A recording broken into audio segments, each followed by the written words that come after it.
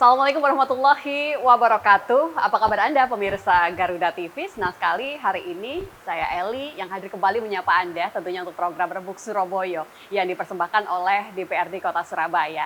Dan kita lihat bersama Kota Surabaya itu terus berbenah. Kalau beberapa saat yang lalu timeline pemberitaan Anda bicara soal Surabaya itu pasti nggak jauh-jauh dari parkir begitu ya. Memang pemerintah kota ini sedang menata ulang bagaimana parkir di Kota Surabaya itu biar jauh lebih baik.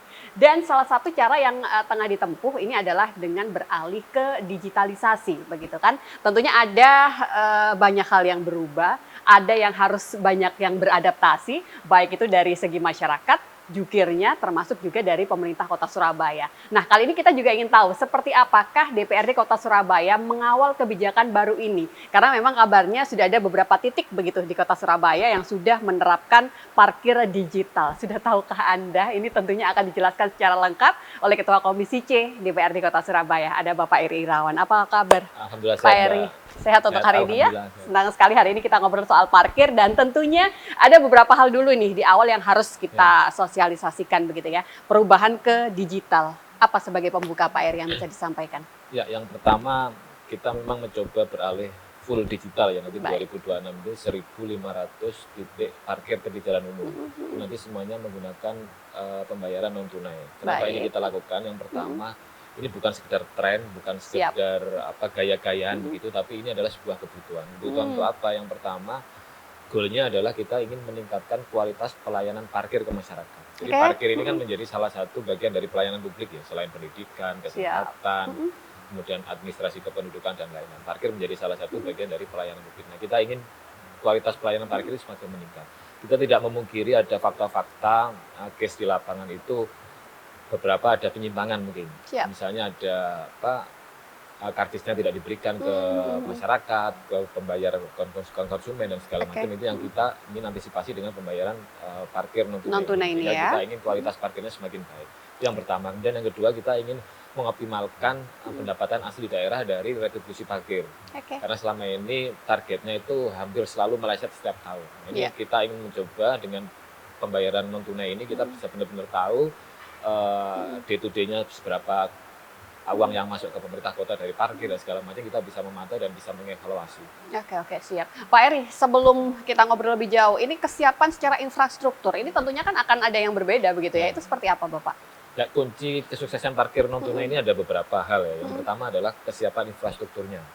Infrastruktur ini terkait dengan sistem digitalnya. Betul. Nah, ini dalam Januari ini, mulai akhir Desember sampai Januari ini, proses 1.500 lebih petugas parkir di tepi jalan umum itu divalidasi, diregistrasi, kemudian disiapkan buku rekeningnya oleh pemerintah Kota Surabaya. Termasuk nanti menggandeng salah satu bank untuk semuanya bisa mempunyai buku rekening yang baru, yang kemudian memang khusus untuk menampung dari pendapatan parkir ini. Jadi nanti begitu kita membayar parkir begitu, sudah langsung terpisah. Oh, ini untuk jatahnya pemerintah kota, ini jatahnya untuk petugas parkirnya. Petugasnya, Itu yang pertama. Kemudian sistem digital bagaimana yang memungkinkan ini bisa berhasil. Kita harus belajar dari kesuksesan pembayaran non tunai di tol. Nah, di tol itu kan multi platform, jadi bukan menggandeng salah satu bank saja, tapi semuanya bisa.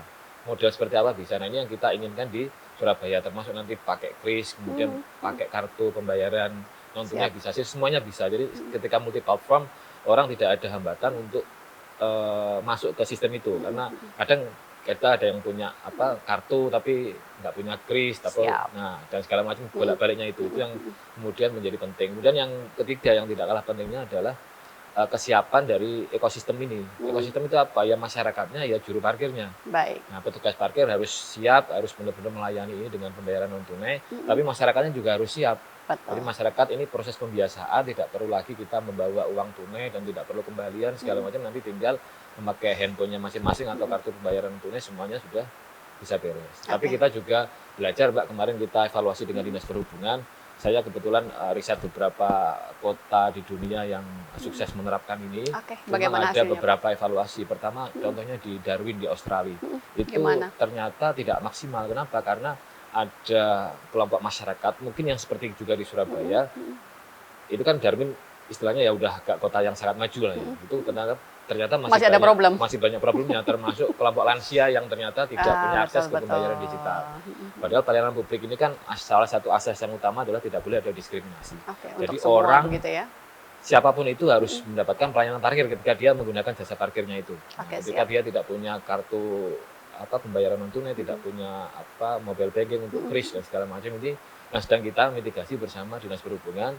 Kita akan bikin beberapa skema lagi untuk memastikan ini nanti akhir Januari bisa running well di 1.500 titik itu. Untuk 1.500 itu artinya ketika sudah mulai diberlakukan yang digital, itu bagaimana Pak? Ketika memang ada masyarakat yang masih belum bisa beralih, itu tetap bisa menerima secara tunai atau bagaimana perlakuannya? Ya, ini kita siapkan beberapa skema. Ini masih kita matangkan. Salah satunya memang bisa menerima secara tunai karena itu hak masyarakat untuk mendapatkan pelayanan parkir. Tapi ketika ada opsi itu kadang juga penerapannya nggak akan bisa maksimal ya. Salah satunya kita perkuat monitoringnya, pengawasannya. Jadi tiap hari nanti ada 35 aparat penegak hukum. Siap. Setiap hari 35 aparat penegak hukum yang sudah kerjasama dengan Dinas Perhubungan akan keliling memonitor di masing-masing rayon ini.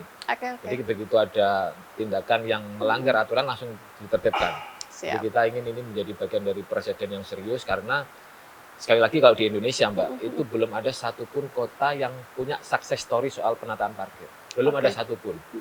Baik itu di Jakarta, dimanapun belum ada yang benar-benar 100% sempurna. Gitu. Nah, ini Kota Surabaya memulai tengah menata gitu ya. Semuanya menjadi pembayaran non digital. Saya kira terobosan yang luar biasa dari pemerintah kota dengan pengawalan dari DPRD, termasuk kemarin terakhir kita setujui anggaran untuk 750 CCTV. Jadi dari 1.500 titik parkir itu ada 750 dilengkapi yang prioritas. Dengan CCTV. Yang prioritas dari dalam arti soal pendapatannya segala macam itu prioritas itu akan disiapkan dengan CCTV. Nah, ketika itu sudah running well, CCTV ini bisa digeser ke yang lain. Kita insya Allah nanti akhir tahun juga sudah kita lengkapi 1.500 semuanya sudah terpasang CCTV dengan baik. Tapi tentu pasti di lapangan ada deviasi lah ini, pasti ada case-case yang nggak ideal pasti itu. Ini yang perlu kita terus lakukan penertiban pengawasan karena pasti ada yang mungkin masyarakatnya belum siap, kemudian petugas parkirnya ada 1-2 yang mungkin juga tidak mematuhi aturan, ini yang harus terus kita tertibkan. Pada saat masa peralihan seperti sekarang ini mungkin kita masih banyak melihat begitu ya problem ketika transisi itu dilakukan Bapak. Dan salah satunya ini yang berkaitan dengan SDM Pak Eri. Banyak yang menyebutkan wah ini gimana kesiapan untuk SDM-nya sendiri, juru parkir lebih khususnya, bagaimana Pak Eri? Saya kira ini proses ya, ini bagian dari pembiasaan kita lah. Dulu misalnya kita masuk tol nggak biasa, sekarang kan mau nggak mau dipaksa ke arah situ. Banyak lah kita proses, kemudian pakai kris, sekarang kan semua orang udah pakai kris nih. Bayar bahkan di kios-kios kecil pun sudah pakai kris semua. Ini bagian dari proses pembiasaan, saya kira sudah, ya mungkin butuh waktu lah, tapi insya Allah ini bisa berhasil karena kemarin waktu edukasi dengan Dinas Perhubungan itu semua petugas parkir juga relatif siap begitu lah. Ada 1-2 mungkin yang butuh edukasi, tapi itu nanti seiring berjalannya waktu kita optimis bisa. Adakah aturan khusus Pak yang cukup mengikat kepada juru parkir yang bertugas di lokasi-lokasi tadi untuk bisa tadi ini adalah program dari pemerintah kota yang harus berjalan. Itu nanti ada SOP-nya memang dari setiap petugas parkir yang resmi ya. Petugas parkir yang resmi itu ada SOP-nya untuk ditertibkan ketika ada pelanggaran. Itu sudah ada semacam KPI-nya mereka. Kalau misalnya nggak sesuai dengan ini ya mungkin ada surat peringatan 1, 2, 3 kemudian harus diganti gitu. Tapi memang perlu juga dipahami, jadi di Surabaya ini kan ada sekitar 1.500 titik parkir tepi jalan umum atau TJU itu tadi, tapi ada beberapa yang memang belum. Ya ini yang kemudian harus diantisipasi juga oleh Pemkot untuk segera memasukkan ini dalam sistem ini, karena memang terutama yang viral-viral itu sebenarnya sebagian ada yang belum masuk di dalam sistem tepi jalan umum. Misalnya ada warung begitu, di depannya ada parkir, kemudian tukang parkirnya ada selisih dengan penggunanya, itu kadang-kadang sebagian nggak masuk sistem ini gitu. 1.500 itu berarti memang belum secara menyeluruh? Belum semuanya, semuanya, karena memang ada case Mbak, beberapa misalnya dulu itu 1.000 sampai 1.800 sebenarnya. Tapi ketika pandemi tutup karena ada misalnya ada restoran kemudian tutup, ada warung tutup segala macam. Ini yang sekarang butuh pendataan ulang lagi secara lebih detail, tapi kita berharap yang tahap awal 1.500 ini bisa berjalan dengan baik. Oke. Nanti kita akan lanjut kembali, kita harus jeda sebentar dan pastikan Anda tetap bersama dengan kami pemirsa.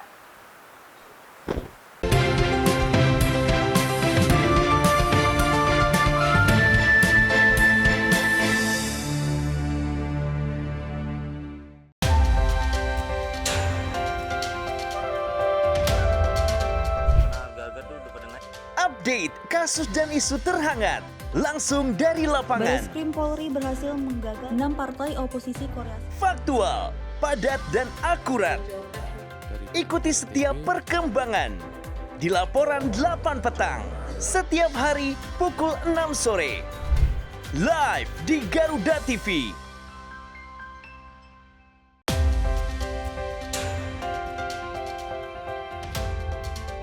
Mengenal dunia militer lebih dekat dari awal sejarah hingga teknologi modern pertahanan. Desain dan operasi baru menggunakan peralatan anti-submarine warfare atau ASW, radio dan radar. Di medan pertahanan negeri dalam informasi dunia militer. In Militer, setiap hari hanya di Garuda TV. Intip aktivitas Presiden, pertemuan khusus hingga kunjungan kenegaraan. Melihat lebih dekat langkah penting menuju masa depan cerah untuk Indonesia maju. Jadilah saksi setiap langkah strategis dalam Jendela Istana. Setiap hari pukul 8:30 malam hanya di Garuda TV. Pasola pun dapat dilaksanakan. Mulas ragam fenomena menarik dari penjuru dunia. Mengulik 5 informasi yang dapat menambah wawasan. Dan 5 aksi viral ada di sini. Tunggu mangsanya, Udang Mantis juga biasakan kalau saat ini kecantikan wanita Korea yang cukup besar. Kabarnya viral. Hanya di Garuda TV.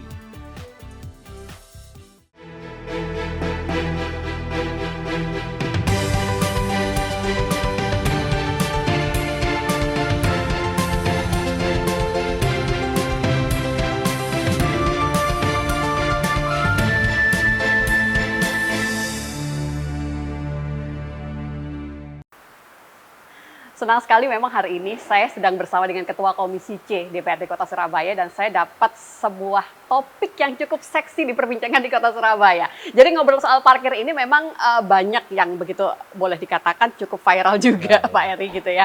Dan bagaimana ini lagi-lagi saya pengen memberikan mendapatkan penjabaran lebih detail begitu kan. Memastikan ini semua benar-benar berjalan seperti yang diharapkan. Upaya dari DPRD mengawal ini semua, Pak Eri. Ya, ini nanti fokus utamanya adalah salah satunya soal monitoring dan pengawasan. Maka kita Siap. tadi sudah melibatkan aparat penegak hukum, kemudian juga dilengkapi dengan sistem teknologi yang secara bertahap harus lebih baik, termasuk dengan CCTV. Jadi bukan hanya CCTV yang yang umum seperti itu, tapi memang sudah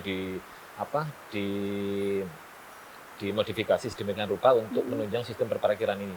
Ini ada sistemnya. Nah, kita juga tentu membuka pengaduan dari masyarakat melalui platform Wargaku di pemerintah Kota Surabaya, dan nomor WhatsApp yang anti pungli itu sudah semua tersebar. Itu bisa dilaporkan ketika ada tindakan-tindakan dari petugas parkir maupun dari petugas dinas perhubungan yang menyalahi aturan ini.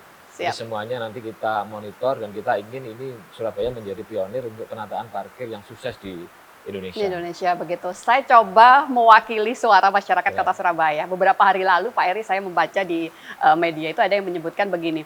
Begitu di-scan, itu bukan lokasi yang tertera, tapi nama salah satu warung begitu kan. Ini bagaimana Pak Eri menjawab ini? Begitu itu kemarin viral gitu ya, saya langsung kontak Kepala Dinas Perhubungan dan sudah langsung ditindak memang kesalahan dari warungnya, dan langsung ditindak, langsung diberikan tindakan sesuai aturan gitu, dan sekarang sudah dibetulkan. Jadi memang case di lapangan ini pasti akan selalu ada. Nah, ini yang kemudian harus kita antisipasi benar. Peluang-peluang kebocoran itu masih tetap. Jadi walaupun misalnya dengan era digital ya Pak. Contoh misalnya ini harusnya bayar kris di sini, tapi diarahkan, kan kadang konsumen nggak aware ya. Misalnya, itu ternyata bukan di lokasi itu di tadi lokasi ya? itu, atau mungkin bukan di sistemnya dinas perhubungan, tapi di krisnya orang lain. Nah, itu yang harus benar-benar kita monitor. Makanya kita juga ingin masukan dari masyarakat, karena kalau semuanya ini berjalan, masyarakat ikut mengawasi, masyarakat ikut merasa memiliki program ini agar sukses, itu saya kira pasti bisa. Karena ini prosesnya juga bertahap. Dan kita belajar kalau di beberapa negara yang sukses melakukan penataan parkir ini butuh beberapa tahun. Bahkan kalau contoh di Amerika itu melibatkan FBI. Nah, jadi karena ini sudah menjadi bagian dari perhatian federal kalau di sistem Amerika, ini melibatkan FBI, bukan hanya lagi istilahnya bukan sekedar Polres begitu, tapi sudah melibatkan negara yang secara utuh begitu menata sistem parkir ini. Dan kita berharap pembayaran non tunai ini menjadi awal. Nanti ada inovasi-inovasi digital lain yang terkait dengan perparkiran yang akan membuat ini bisa menjadi lebih baik lagi. Oke. Sebenarnya memang ini proses jangka panjang Ya. begitu ya. Adaptasi yang harus terus dilakukan. Pak, sosialisasi artinya kan sebenarnya masyarakat punya peran yang lebih begitu ya. Ketika menemui beberapa hal yang masuk dalam kategori kecurangan, masyarakat bisa speak up begitu kan. Ya. Sosialisasi yang sudah dilakukan. Artinya apakah pemerintah kota cukup masif melakukan itu, Pak Eri? Ya tentu kita harus dorong terus, nanti juga teman-teman media juga ikut membantu untuk menyosialisasikan bahwa kita harus mulai melakukan sistem ini diterapkan 2026. Jadi pembayaran non tunai harus segera diterapkan karena ini nanti 2027, 2028 penyempurnaan lebih lanjutannya di tahap-tahap itu. Tapi sekarang harus terus kita masifkan sosialisasinya agar semuanya bisa memahami ini sebagai sebuah upaya kota untuk tumbuh lebih baik lagi. Nah, karena juga beberapa case misalnya terutama soal sisi pendapatan ya. Jadi parkir ini setiap tahun Mbak target pendapatannya dari retribusi itu sekitar 70 miliar. Oke. Ya, tetapi realisasinya hanya Oke. 25 sampai 30 miliar. Nah, kita dengan sistem yang non tunai ini Optimis kita bisa berharap bisa lebih ya. lebih baik. Ya. Oke. Karena kan itu berdasarkan dinamis sesuai situasi lapangan. Nah, kalau selama ini itu kan istilahnya dalam tanda kutip ada kuota ini ya, kuota karcis parkirnya. Jadi meskipun rame nggak rame, ya karcis parkirnya ya segini gitu. Betul. Nah, tapi kalau non tunai ini kan rame, ya otomatis dia langsung terekap dengan baik. Gitu.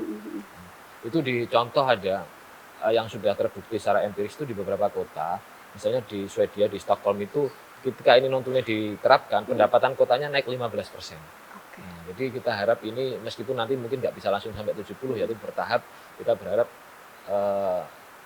rentang tidak tercapainya target ini bisa semakin menipis. Gitu. Oke. Pak, invest untuk beralih ke digital ini anggarannya juga cukup tinggi ya Pak ya. Dari segi Dewan bagaimana kesiapan untuk itu semua, Pak Eri?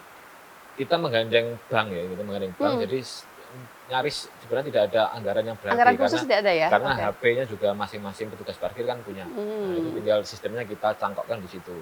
Sehingga nanti bisa langsung melayani masyarakat. Tidak ada anggaran khusus kecuali yang CCTV tadi ya.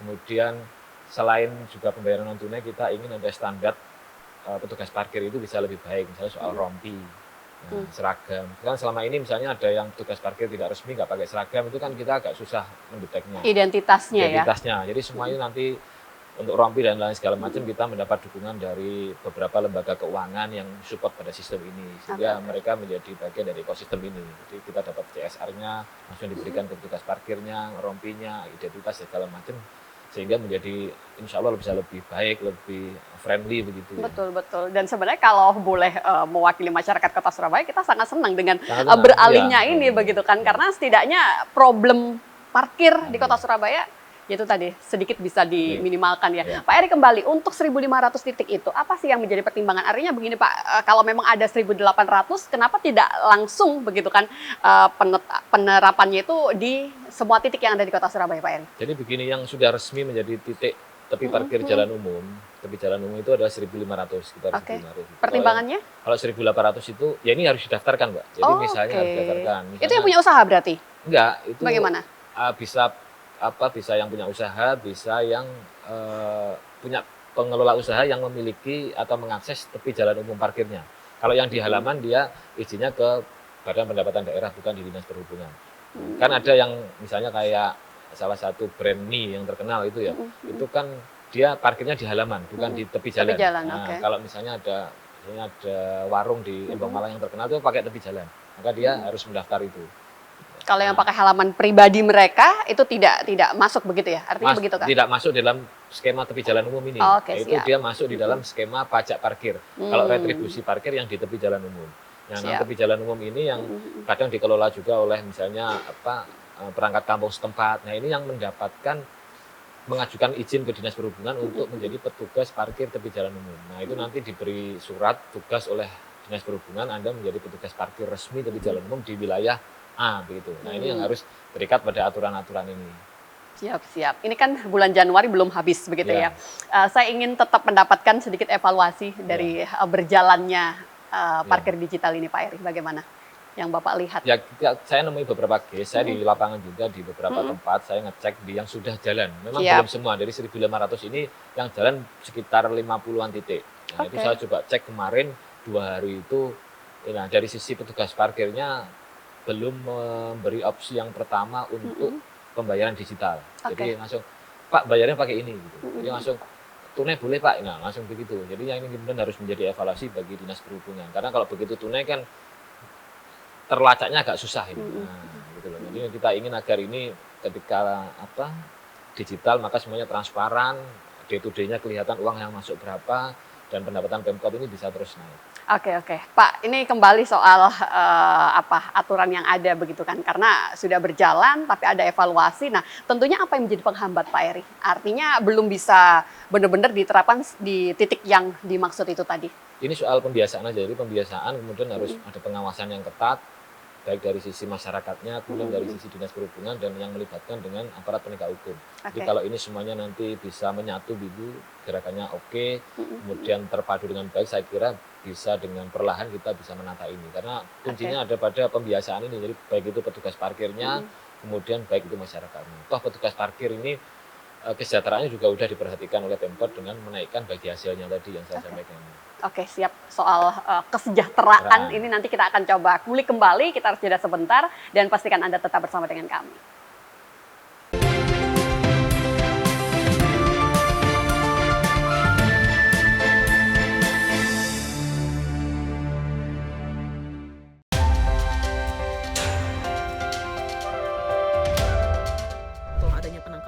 Berbagai peristiwa penting terjadi sepanjang hari. Berita faktual dan mendalam yang menjadi sorotan. Kami rangkum untuk menutup aktivitas Anda. Pokok dan penting itu sebagian. Saksikan laporan 8 malam setiap hari pukul 10 malam. Hanya di Garuda TV.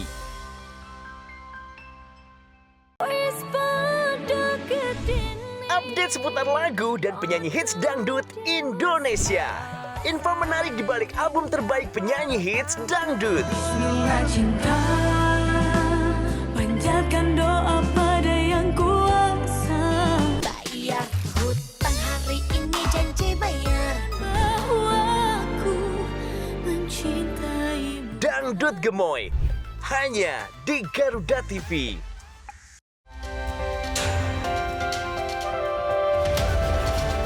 Jelajah rahasia yang belum terungkap seputar teknologi militer. 2007 dan melakukan penerbangan pertamanya. Marinir Amerika Serikat pada Juni. Temukan fakta unik di balik rancangan alutsista yang paling canggih. Terbesar dan terkuat. Kolaborasi teknologi canggih dalam informasi dunia militer. Di balik senjata, hanya di Garuda TV. Yang baru di Garuda TV. Resep rahasia di balik sajian menarik, masakan Nusantara dan internasional. Untuk menambah resep hidangan di rumah Anda.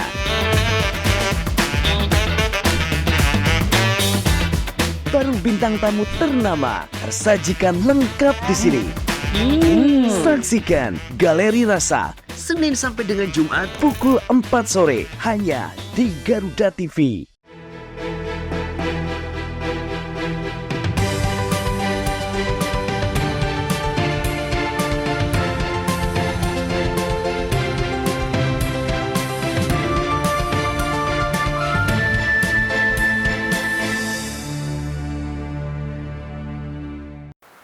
Kalau memang narasumber kita di hari ini, begitu ya, Ketua Komisi C DPRD Kota Surabaya, Bapak Eri Irawan tadi menyampaikan ini lebih pada pembiasaan aja, begitu kan. Saya coba sebagai masyarakat awam membayangkannya begini, Pak Eri, kenapa tidak menggunakan sistem reward? Artinya begini, karena kan kalau opsi boleh tunai, boleh non tunai, akan ada banyak yang memilih tetap tunai, begitu kan, program tidak berjalan. Kalau dengan sistem reward, artinya begitu pakai online, digital, parkirnya bisa lebih, harganya lebih murah mungkin. Nah, untuk yang begitu, sempatkah menjadi cara nantinya untuk kedepannya? Cara-cara yang begitu, Pak Eri? Sekarang ini kita diintegrasikan di Komisi C, mendorong Dinas Perhubungan membuat sistem reward and punishment di dalam semua sistem pelayanannya. Jadi bukan hanya parkir, tapi juga transportasi publik, Surabaya Bis dan Wirawiri. Nah, itu nanti masyarakat bisa memberikan rating. Misalnya petugas parkir di wilayah A, Jalan Embong Malang misalnya, dia ratingnya misalnya 1 sampai 5 di rating 3, di rating 4, seperti kita mengakses ojek online. Oke. Nah, itu nanti diakumulasikan poinnya pada fase-fase tertentu, petugas parkirnya akan mendapatkan Ribet bonus. tadi ya. Nah, akan Oke. mendapatkan bonus, entah itu nanti bisa menggandeng berbagai perusahaan lah untuk bagaimana ini bagian dari upaya memperhatikan dan meningkatkan kesadaran petugas parkir untuk sama-sama menaati aturan ini. Termasuk Nah, punishment ketika dia ratingnya ratingnya jelek. rendah. Nah, itu kan bisa diberi komen kan. Diberi Siap, komen. siap. Diberi komen. Itu bagian dari pelibatan publik untuk mengawasi pelayanan yang diberikan oleh pemerintah kota. Ini kita sedang dorong itu, yang termasuk yang sudah akan berjalan di Surabaya Bis dan Wirawiri. Kemarin juga kebetulan sudah disampaikan juga oleh Pak Wali Kota ketika ketika mengumpulkan para petugas dinas perhubungan agar ini sistemnya segera disiapkan sehingga orang bisa memberikan rating sehingga ini menjadi bagian dari kita untuk berkompetisi meningkatkan pelayanan. Jadi antar orang akan meningkatkan pelayanan. Bahkan beberapa case itu sebenarnya kita bisa meneropong ke depan inovasi-inovasinya bukan hanya soal pembayaran non tunai. Jadi Bagaimana? kalau di beberapa kota yang di luar negeri itu kan untuk penataan parkir sudah kita tahu, misalnya kita akan makan di restoran A begitu. Di tepi jalan umum ada parkirnya. Baik. Itu kita sudah tahu, kesediaan parkir di sana full. Maka kita bisa dengan mudah mencari parkir di sekitarnya yang masih kosong. Sehingga orang tidak perlu muter lagi begitu. Jadi kita juga bagian dari menghemat emisi ini, bagian dari keberlanjutan lingkungan. Jadi kalau di luar negeri sudah langsung terkonek semuanya, Mbak. Misalnya di titik A, ini parkirnya penuh, maka di sini kosong. Kalau kita mau tetap di restoran A, maka parkirnya cukup di sini aja. Itu semua sudah terkonek. Nah, ini yang kemudian ke depan bagian dari sistem kita untuk menata parkir di Surabaya lebih baik.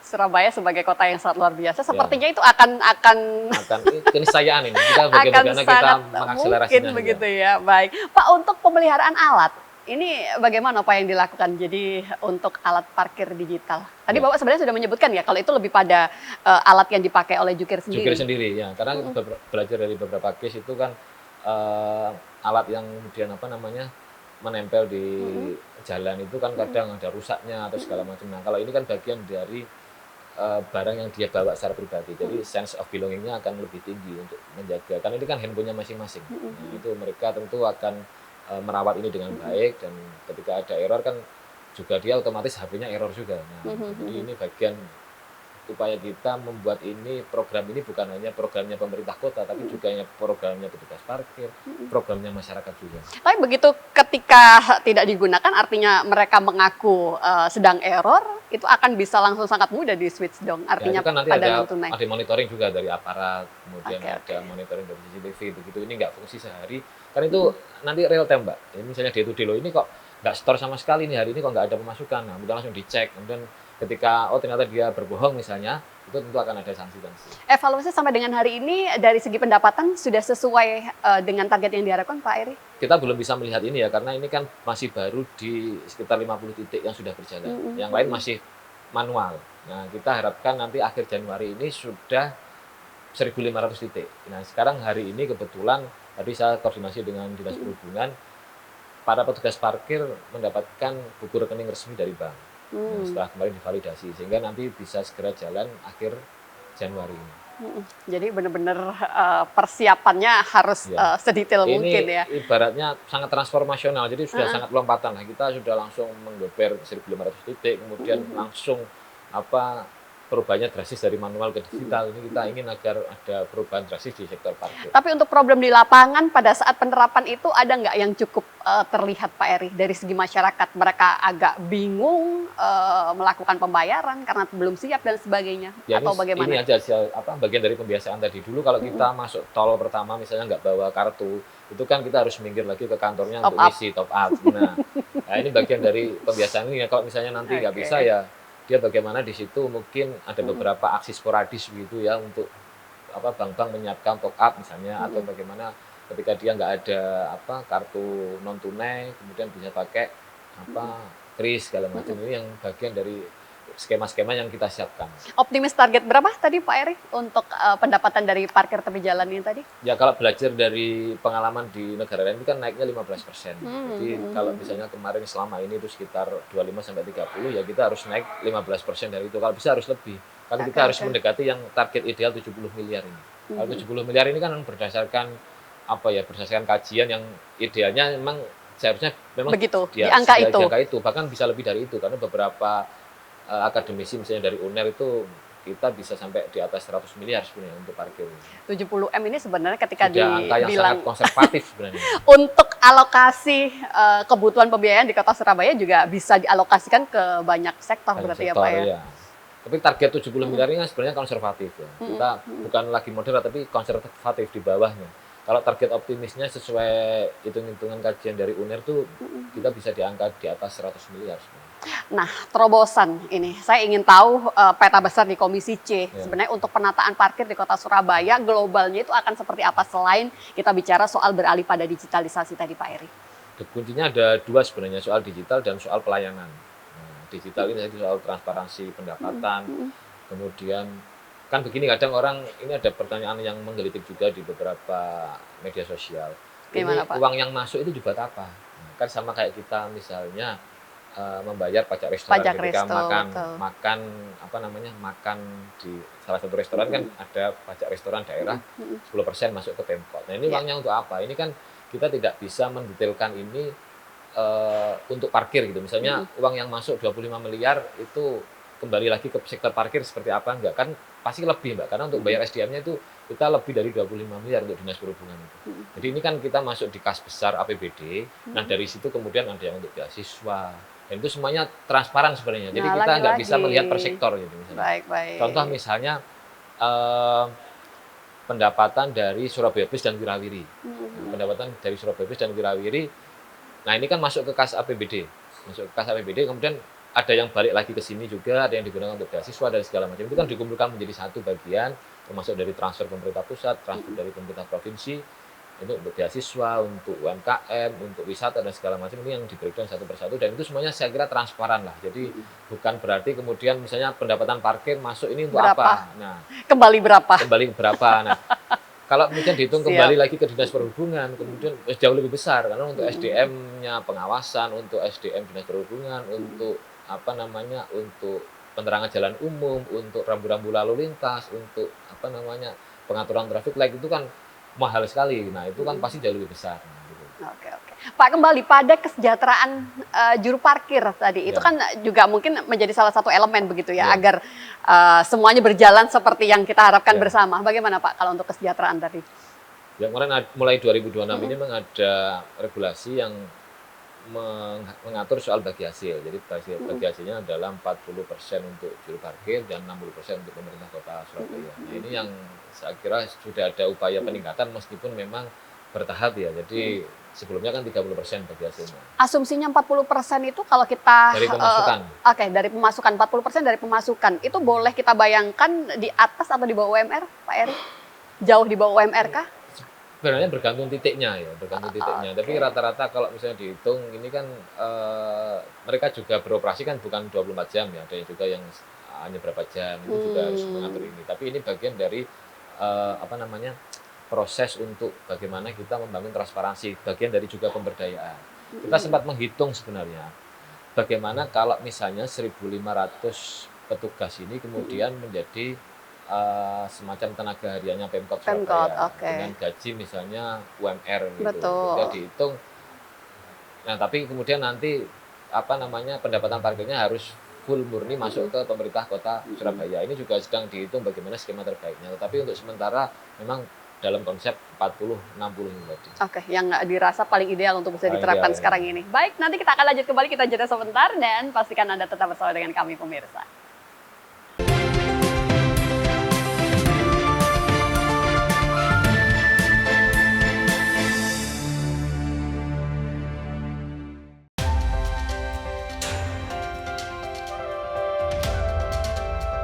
Yang pertama dan paling hangat, informasi yang menemani Anda memulai ragam aktivitas. Jadikan pagi Anda lebih berarti dengan kabar terkini. Laporan 8 pagi, setiap hari pukul 6 pagi, hanya di Garuda TV.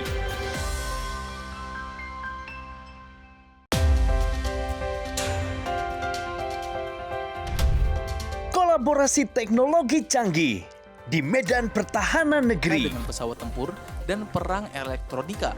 Dalam informasi dunia militer, di garda terdepan. 737 pesawat CN-235 kali perlengkapan senjata untuk menyerang musuh. Pertunjukan hebat dari TNI Angkatan. Garda Dunia, setiap hari hanya di Garuda TV. Ketika bangsa kita menghadapi tantangan besar, hanya persatuan yang menjadi kunci utama. Tema skandal Agus Difabel, sekarang 15 orang tapi penyelidikan kepolisian masih sampaikan ya, Bersama ahli dan pakar terpercaya, membahas semua isu hangat. Ini bagaimana pengaruh Indonesia kita, setiap hari pukul 7 malam, hanya di Garuda TV.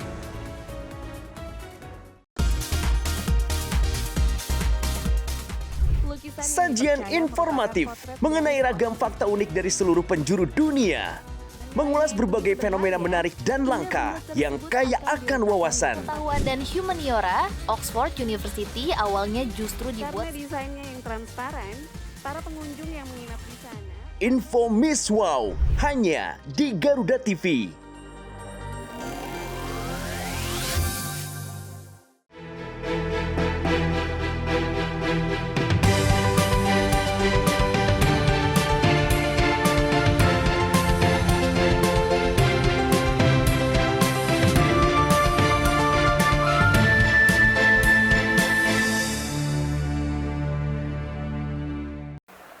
Semoga ada banyak sekali referensi yang bisa Anda dapatkan dari perbincangan kita di hari ini, pemirsa. Karena memang bicara soal parkir di kota Surabaya, itu banyak upaya yang memang tengah dilakukan oleh pemerintah kota. Tapi tentunya aturan baru, upaya baik yang tengah dilakukan oleh pemerintah kota ini butuh support kita, masyarakat di kota Surabaya. Nah, kali ini Pak Eri, saya ingin coba masuk pada literasi digital. Jadi bagaimana langkah dari Komisi C ini untuk bisa mendorong Dinas Perhubungan, Pak. Karena jelas di SUP ini punya porsi yang cukup besar untuk bisa ke arah jukirnya juga ini. Bagaimana?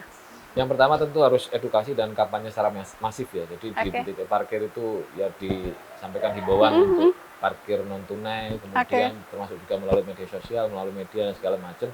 Harus ini mendorong sebuah kampanye bersama untuk kita cashless society gitu. Salah satunya melalui pelayanan parkir non tunai.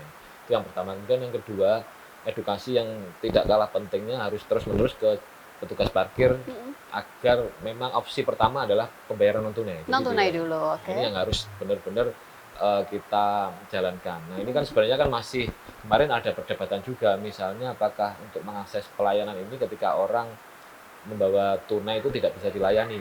Kan sama kayak di konteksnya beda dengan tol yang memang fully komersial gitu ya. Tapi ini parkir ini kan pelayanan publik, bukan badan usaha.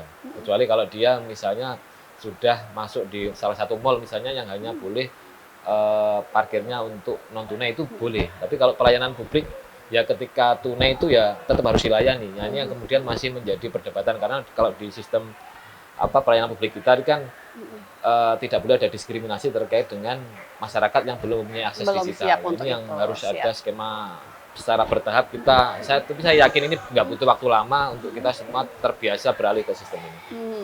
Pak, ini kalau upaya yang dilakukan artinya dari Dinas Perhubungan sendiri untuk bisa meminimalkan konflik, sudah adakah upaya duduk bersama melakukan sosialisasi untuk jukir-jukir yang bertugas di 155 titik tadi? Sudah semua, jadi secara bertahap sejak akhir Desember kemarin sudah dipanggil ke kantor Dinas Perhubungan untuk melakukan registrasi, validasi, kemudian ada edukasi. Nah, termasuk nantinya edukasi soal pelayanan. Jadi bukan hanya soal pembayaran non tunainya, tapi pelayanan bagaimana senyum ke konsumen. Servisnya bagaimana begitu ya. Kemudian bagaimana menjelaskan produk knowledge-nya soal digital dengan baik. Nah, itu kan harus ada sosialisasi. Seperti kalau misalnya petugas pengamanan di perbankan itu kan dia bukan hanya menjaga banknya tapi juga bagaimana bisa melayani juga melayani masyarakat, punya produk knowledge yang bagus.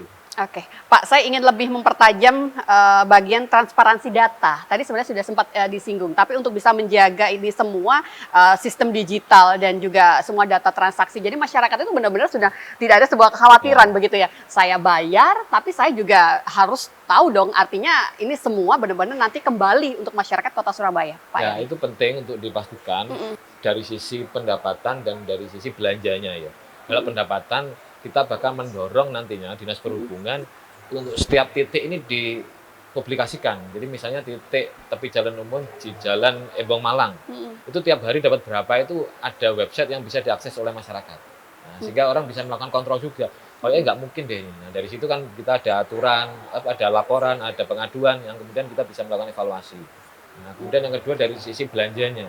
Ini bukan berarti ketika pendapatan dari parkir masuk, kemudian nanti dari situ yang untuk kembali lagi ke parkir berapa. Nah, ini transparansinya bukan dalam sektor itu, tetapi transparansinya adalah berapa sih belanja Pemkot Surabaya setiap tahun untuk menata sektor perparkiran. Belanja SDM-nya berapa, kemudian belanja armadanya berapa, belanja alat-alatnya berapa, termasuk penunjangnya, misalnya marka jalan, rambu-rambu jalan. Nah, ini kan semuanya harus menjadi satu bagian, termasuk petugas pengawas dan pengendaliannya, wasdalnya yang itu butuh banyak satgas. Misalnya parkirnya sembarangan kemudian digembok. Nah, itu kan semuanya harus ditransparansikan. Jadi itu bagian dari upaya kita membangun trust masyarakat. Tapi bukan misalnya 25 miliar masuk parkir, kemudian yang untuk parkir apa saja itu kan bukan berarti harus 25 miliar ini. Habis untuk ke situ gitu ya. Tapi bisa lebih bahkan kan gitu. Bisa lebih karena kan mendapat subsidi dari pendapatan sektor lain, dari sektor pajak dan lain-lain. Nah, itu yang kemudian menjadi bagian dari upaya kita membangun transparansi dan kepercayaan masyarakat. Dalam waktu jangka pendek ini Pak Eri, yang akan dilakukan Komisi C untuk bisa terus melakukan penataan. Jadi kita masih running, bulan Januari masih sangat awal begitu ya. Bentuk evaluasi, langkah konkret ke depan yang akan dilakukan Komisi C untuk menata perparkiran. Ya, kita sudah membentuk semacam tim begitu yang untuk melakukan pemantauan di wilayahnya masing-masing.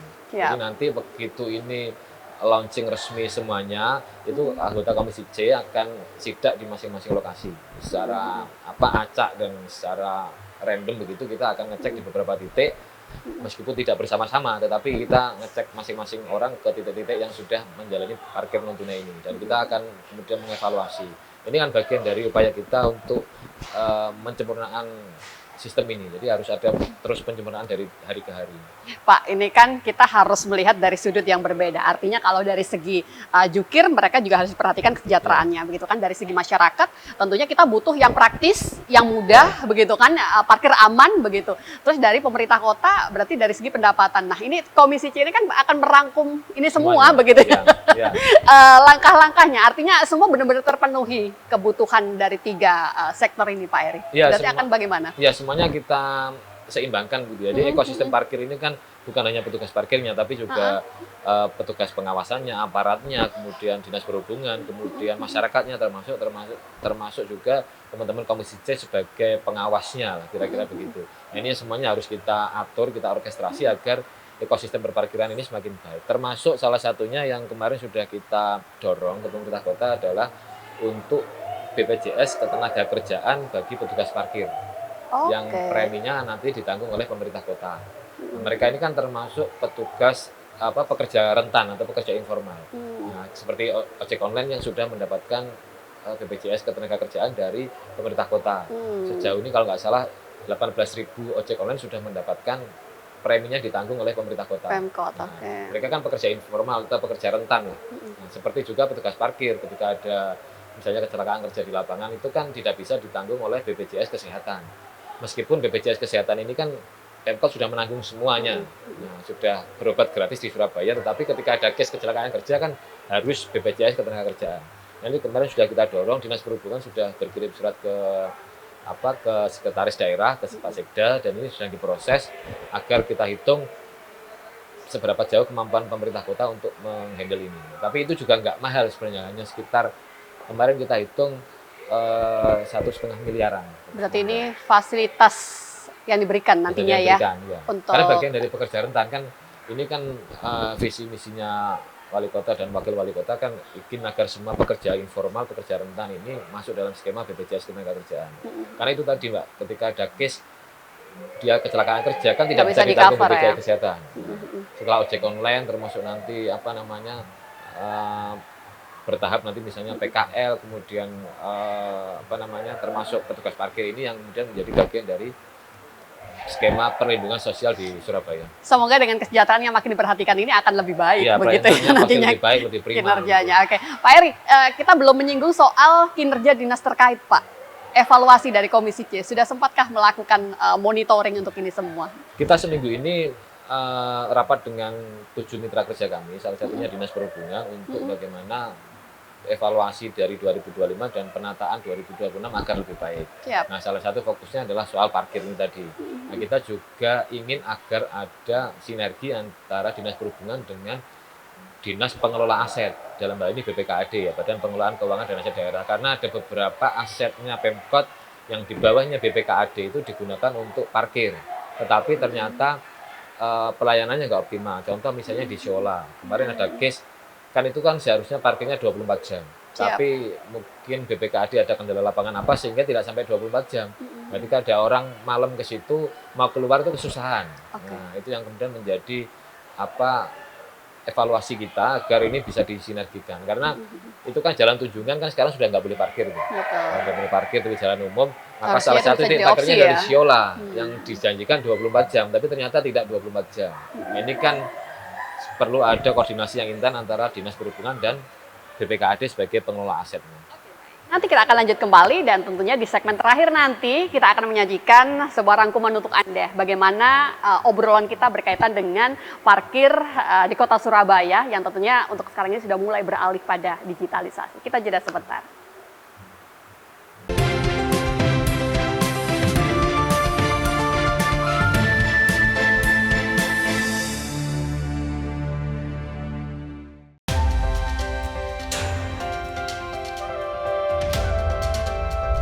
Jangan lewatkan jam rehat Anda dengan perkembangan informasi paling aktual. Peristiwa yang terjadi setiap saat disajikan untuk Anda. Operasi yang dikelola oleh warga binaan. Laporan 8 siang, setiap hari pukul 12 siang, hanya di Garuda TV.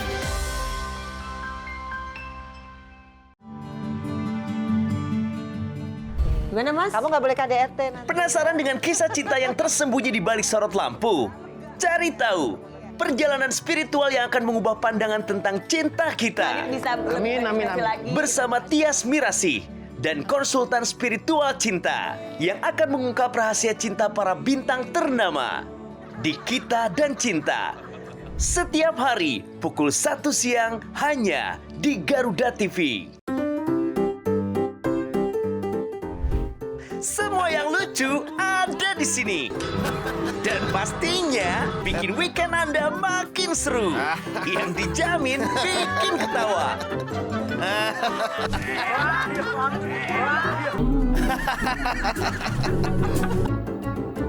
Saksikan Mau Ketawa Takut Dosa hanya di Garuda TV.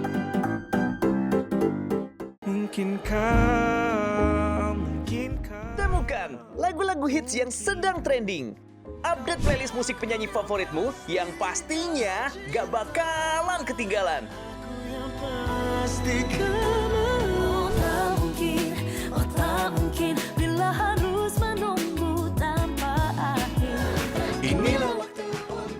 Musik trending Senin sampai dengan Jumat. Hanya di Garuda TV.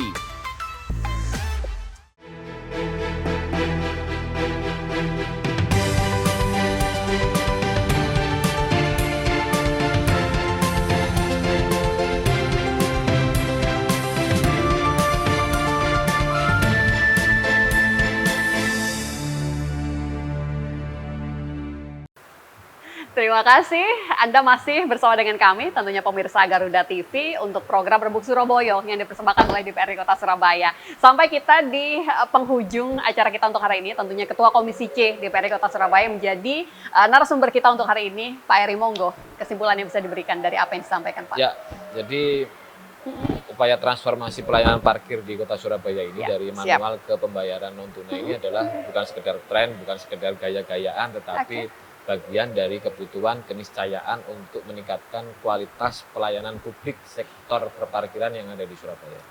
Kita ingin ini pelayanan publiknya semakin baik, masyarakat semakin puas, sehingga goalnya nanti adalah bagaimana semua pelayanan publik di Surabaya itu semakin baik. Itu yang pertama. Siap. Dan yang kedua dari sisi pendapatan. Kita ingin ada optimalisasi pendapatan parkir dari tepi jalan umum sehingga uang yang masuk itu dari masyarakat bisa kembali lagi ke masyarakat dalam bentuk pelayanan beasiswa, pendidikan, kesehatan dan segala macam.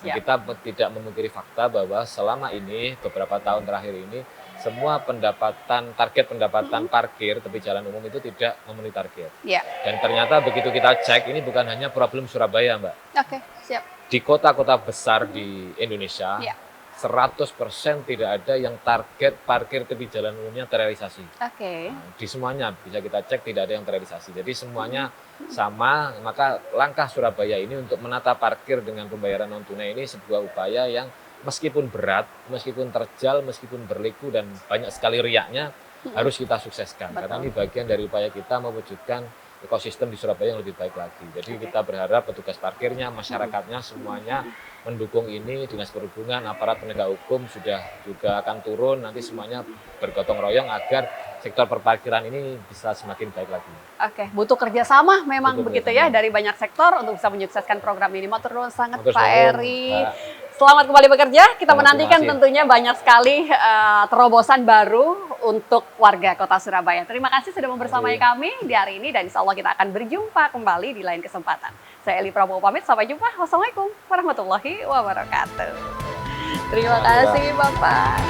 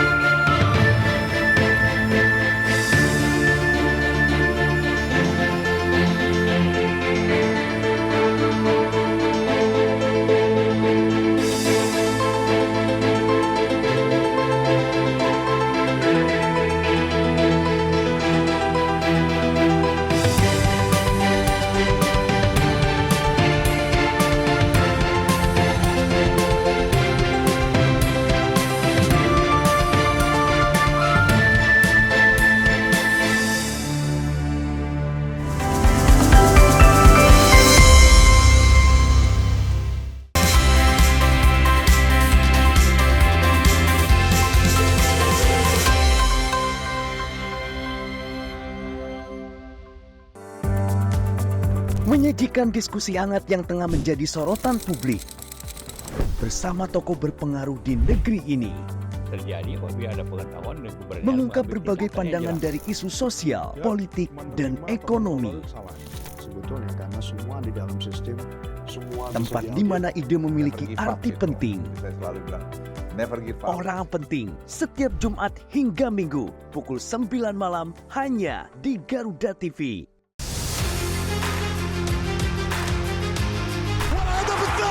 Update terbaru dari dunia olahraga. Dapatkan semua berita olahraga terkini dari nasional dan internasional. Bahkan beberapa di antaranya setelah mendapat waktu istirahat dan jauh dari analisis tajam dan rekap momen epik. Saksikan Sport 8 setiap hari hanya di Garuda TV. Temukan lagu-lagu hits yang sedang trending. Update playlist musik penyanyi favoritmu yang pastinya gak bakalan ketinggalan.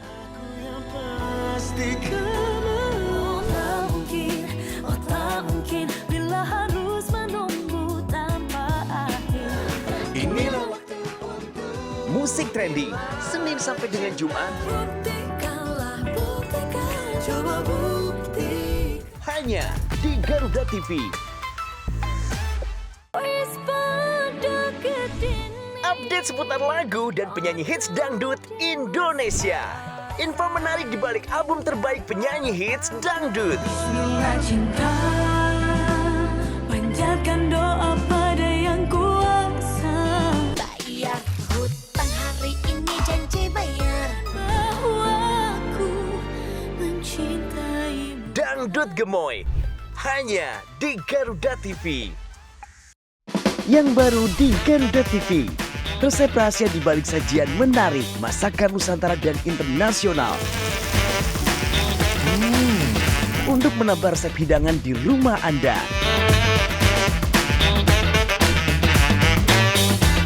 Baru bintang tamu ternama tersajikan lengkap di sini. Saksikan Galeri Rasa Senin sampai dengan Jumat pukul 4 sore hanya di Garuda TV.